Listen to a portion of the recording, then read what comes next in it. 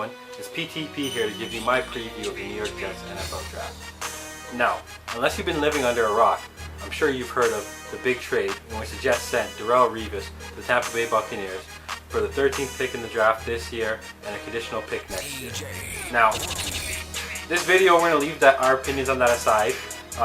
Whether you think this is a fair trade or not for Revis, the Jets did acquire a lot of assets at the top of this draft. Now, with holding the 9th and the 13th selection in the first round, it's a powerful asset.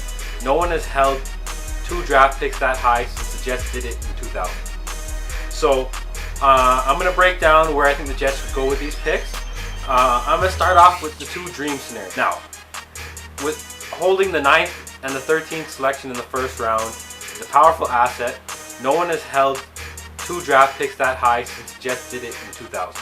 So I'm going to break down where I think the Jets should go with these picks.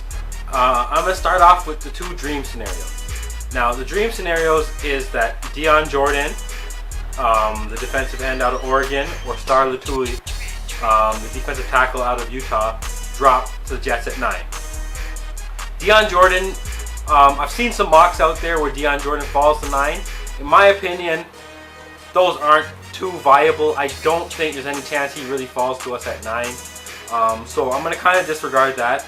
I think there is an off chance if the guards and the offensive tackles, if we have a run on guards and offensive tackles early, and maybe even a quarterback mixed in there, Star Lotulelei may fall to the Jets. At this point, defensive tackle may not be our biggest need, but I think if he falls, this is something we cannot ignore, and we have to go ahead and plug him in on our line. Talent is talent, and I think sometimes you just got to go with BPA or best player available. Now, for my mock though, in my opinion, I don't think Star falls that far. So I'm going to have the Jets deciding between Barkevious Mingo from LSU and any of the guards that's left. So if either Warmack or Cooper are left, I think that could be a decision where the Jets mull over at 9. Now, Tavon Austin could be an option at 9 as well. But I really do think pass rushes are our bigger need. So I'm going to go ahead and I'm going to slot the Jets in with Barkevious Mingo for the 9th overall pick. He's an athletic freak, pass rusher, which we need. He won't start right away on running downs, but on passing downs, he can be a freak. Jason Pierre-Paul-ish. He needs to get bigger. He needs to put on more strength. But right now, his versatility lets us move him around all over in the backfield. And he's the kind of missing piece we're missing from that outside linebacker pass rush. So now we're going to move on to the Jets' 13th overall pick in the draft. So I've already had the Jets slotted down with Barkevious Mingo. So the Jets have already solidified the pass rush. We got the threat off the outside. Now I think it's time that the Jets need to address the offensive end of the ball. We had some big problems last year. They're plain to see. Sanchez outright struggled. The running game was porous. We do need help still at the guard position.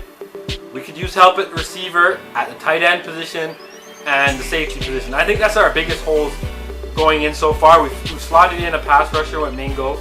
But I think right now, with the 13th pick, we could still look at guard if Warmack or Cooper are still there. But in my opinion, if we don't go with a guard at 9, both of them will be gone by 13.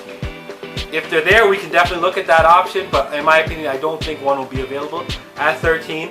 And so I think that leaves us to look at Tavon Austin, the West Virginia wide receiver, explosive, big playmaker, quick, good hands. He's really a guy you want on your side of the ball. And we can also look at Tyler Eifert. He's a tight end for Notre Dame.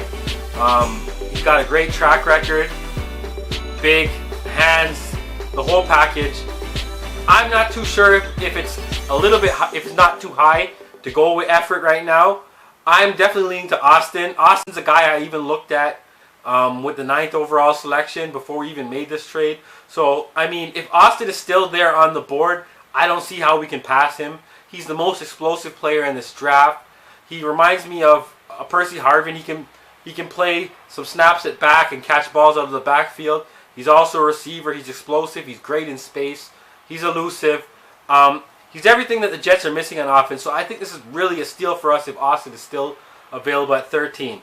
If he's not, and if the guards are not, then we may have to look towards Tyler Effred, or maybe someone like Xavier Rhodes if he's still there and D. Milner's gone already. And some people have Xavier Rhodes higher than Milner too, so that's really up to our scouting staff. But I'm going to go ahead and slot in the Jets to take the West Virginia receiver Tavon Austin. He's just too explosive to pass in my opinion, and I think that's where we're going to go with the 13th pick in the first round. Okay guys, now we're going to move on to the second round, where the Jets pick 39th overall. At this point, I already have the Jets taking Barkevious Mingo at 9, Tavon Austin at 13. So we've already given ourselves a pass rusher, and now we have the receiver and the explosiveness on the offensive side of the ball. Kind of frees us up to be more open with who we pick in the second round. We have a very good pick, and there's a couple options that I think could be on the board. Now, someone I like, who I'm not sure will be there, is Jamar Taylor. Jamar Taylor, he's 5'11", but he's got great instincts. He ran a 4.3 40. He's got good ball skills. He's aggressive leaper. He's really good at playing the ball, so he's someone who I think could step in and fill in, not take over for Revis, but someone who could definitely fill in on the other side of Crow and let Kyle Wilson move into the cover the slot receivers. So it'll be kind of like our nickel corner. I think that's where he's best suited, and that kind of I think at that point we'll be able to really neutralize the loss of Revis. Now Jamar Taylor may not be there, and for the sake of my draft, I'm going to go ahead and say Jamar Taylor is not there when the Jets pick at 39. So the options that leaves us now is the Jonathan Banks, the Mississippi cornerback. Now Banks is he's 6'2". He's a little bit on the slower side. He runs a 4.6 40, which is not terrible. His speed on tape is something you're gonna have to question for yourself, but I mean, he gets to the ball quicker than the 40 time suggests. He's strong on the ball. He's a physical tackler. He doesn't shy away from contact. He's definitely someone we need to consider. Someone else we need to consider is Keenan Allen. He's a 6'2" receiver out of California. He runs a 4.5 40. He's got great hands. He's probably the most polished route runner in the draft. He's a blocker downfield. He's a complete receiver. His one downfall is he kind of lacks the elite straight line speed. Like I said, his 40 is only 4.58, and he also missed the final 3 games of last year and couldn't run at the combine.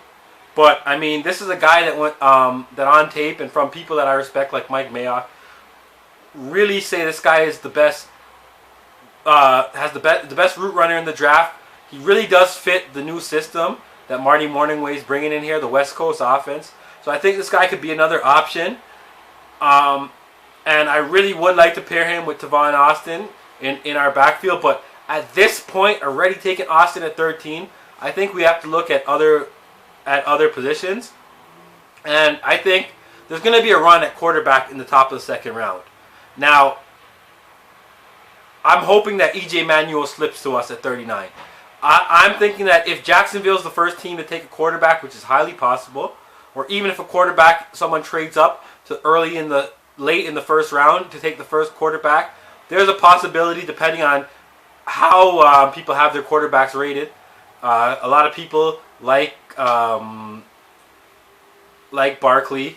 There's some new love for Nassib late in the draft, but I really think E.J. Manuel could be like a second or third quarterback off the board, and I really like his fit into the Jets system. I mean, he's an intelligent quarterback. He was highly recruited out of high school. I mean, some people think that the system in Florida State kind of held him back. I'm not going to make any accusations, but the kid has a big arm. He's smart. He can learn our system. He relies on his initial reads too much, but I mean, in the West Coast offense, it's a lot of what you're doing anyway. I really think he could come in and challenge for the starting job and maybe even win it right away out of training camp.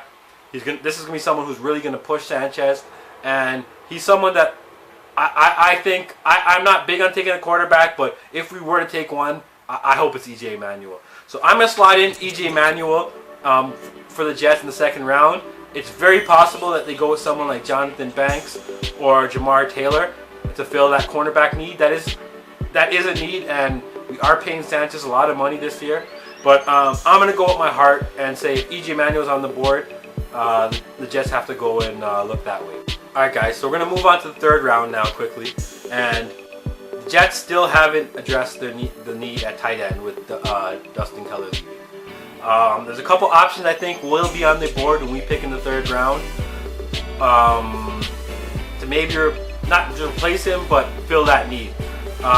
Those two options are Jordan Reed. He's a 6'3" tight end out of the University of Florida. He's originally a slot receiver. He's quick, explosive, dangerous. He's got good hands. He needs to bulk up. We don't know what kind of blocker he'll be as of right now.